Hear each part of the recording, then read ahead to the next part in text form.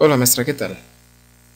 Mi nombre es José Antonio García Gálvez y en el presente trabajo hablaré acerca de los cambios ocurridos en México, sean estos para bien o para mal del país, y a su vez acerca de los planes de acción empleados por el gobierno federal para combatir los problemas surgidos en el país. Comenzaremos con la crisis de 1987.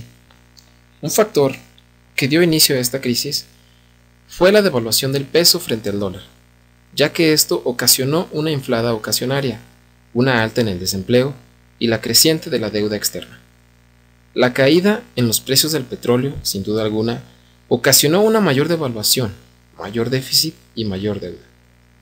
Mucho tuvo que ver con la crisis de 1987, los déficits que ya se venían desde mandatos anteriores al del presidente Miguel de la Madrid, puesto que ya se venían presentando ciertas dificultades en la economía del país.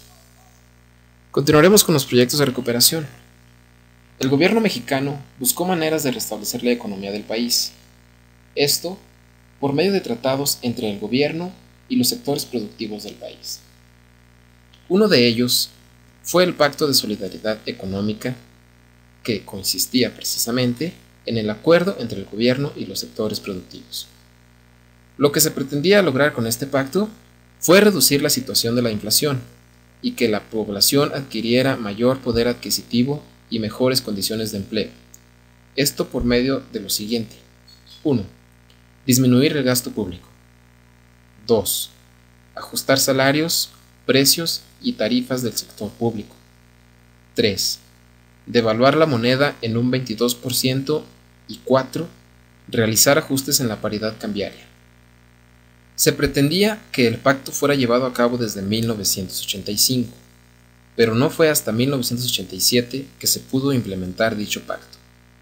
A su vez, el gobierno armó más pactos con la burocracia para llegar a acuerdos que convinieran a ambas partes y ayudaran a la recuperación económica del país. Ahora seguiremos con un análisis de la crisis de 1994. México se vio nuevamente afectado por las crisis económicas. Esto en el año de 1994, cuando el peso entró en otra devaluación. Causas de ello fue la inflación y la estrategia exportadora. Con la inflación, los agentes económicos tratan de ajustar sus precios y por tanto sus ingresos, indexándolos de la inflación futura. Esto conlleva a la alteración en los precios relativos, el crecimiento desigual en las cotizaciones, entre otros factores. Para combatir la inercia inflacionaria se debe hacer el congelamiento de los precios, salarios y del tipo de cambio nominal. Es claro que la crisis financiera fue producto de los errores en el manejo de la política económica y la financiera, por dejar de combatir, por parte del gobierno, la inflación y por la forma en que se liberó el sistema financiero. A continuación pasaremos a los objetos de estudio 2 y 3, donde hablaremos de lo siguiente. Pobreza, rezago social e ingreso. En México, la Ley General de Desarrollo Social tiene como objetivo garantizar el pleno ejercicio de los derechos sociales, asegurando el acceso de toda la población al desarrollo social, así como el impulso de un desarrollo económico con sentido social que eleve el ingreso de la población y contribuya a combatir la desigualdad. La pobreza no es solo considerada como un problema económico, político y social, sino que la eliminación de esta es un derecho para los humanos. El gobierno debería enfocarse en la activación de medios para la eliminación de la pobreza, en planes que conlleven la formación de empleo y mejores condiciones de educación, entre otros. Ahora hablaremos acerca de los estudios acerca de la pobreza en México. El gobierno ha puesto en marcha programas para la mejora de las condiciones económicas del país, tales como la apertura comercial y la privatización de empresas públicas. En las empresas privatizadas, los salarios de los empleados aumentaron. Entre los nuevos programas destaca Oportunidades, un programa de transferencia de ingresos condicionadas para reducir la pobreza. La reducción de la desigualdad está asociada a una disminución en la brecha salarial entre trabajadores calificados y no calificados. Asimismo, entre los estudios realizados, se notó la desigualdad de la distribución de ingresos. De esta se distinguen tres etapas. La primera, en el periodo en el cual se impulsó a la industrialización sustitutiva de las importaciones. En la segunda, el producto global aumentó con mayor rapidez. En la tercera, la recesión que afectó a los países exportadores de petróleo. El gobierno federal debe tomar cartas en el asunto y hacer una distribución equitativa del ingreso, para con ello mejorar las condiciones de vida de las personas. Las políticas sociales.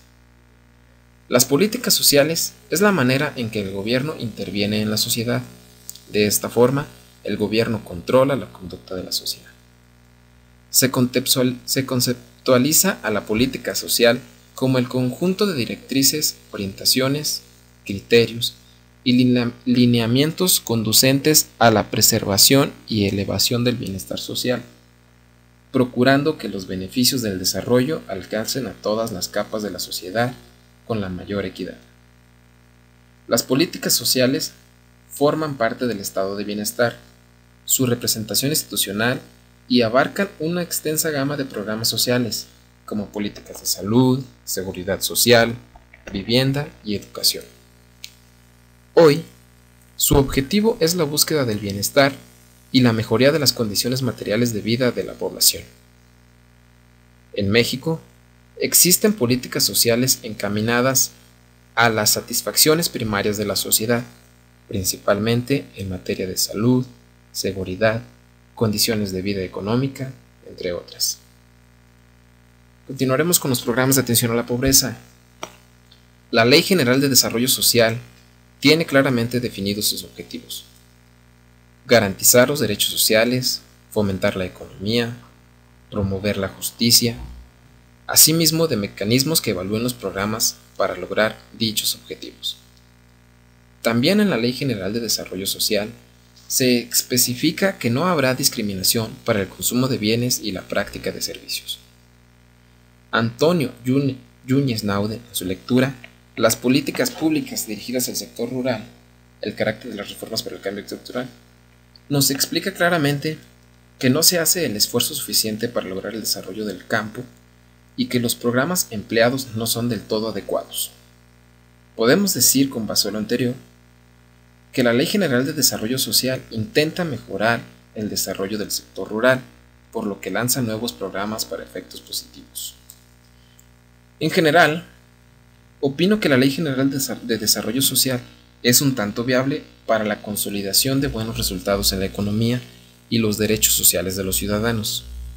De haber sido puesta en marcha como se marca en dicha ley, los resultados deberían de haber sido los esperados, pero creo que otros intereses dan cabida a que no se logre en un principio lo planteado. Justicia social. La justicia social se refiere a las nociones fundamentales de igualdad, de oportunidades y de derechos humanos, más allá del concepto tradicional de justicia legal. Está basada en la equidad y es imprescindible para que los individuos puedan desarrollar su máximo potencial y para que se pueda instaurar una paz duradera. La comprensión de la dimensión ética de estos conceptos capacitará a los jóvenes para actuar en un mundo más justo en su país y fuera de él. Por justicia social, podemos decir que es el trato equitativo entre los ciudadanos y equitativo entre gobierno y sociedad. Los puntos de partida de la justicia social son la igualdad social e igualdad económica. Por tanto, la justicia social busca el trato equitativo de ciudadanos y que exista una economía pareja para toda la sociedad. El gobierno mantiene la necesidad de tener a su pueblo en calma, conviviendo en paz y en armonía. Pues la justicia social pretende justamente eso, la convivencia pacífica y próspera dentro y fuera de las naciones. La búsqueda de la justicia social es el núcleo de la misión global de las Naciones Unidas. Los movimientos sociales.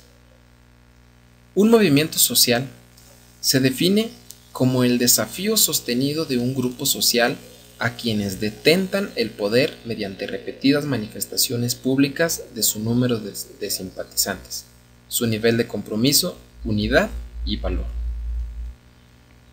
Los movimientos sociales tienen una innegable importancia como actores sociales por dos factores fundamentales.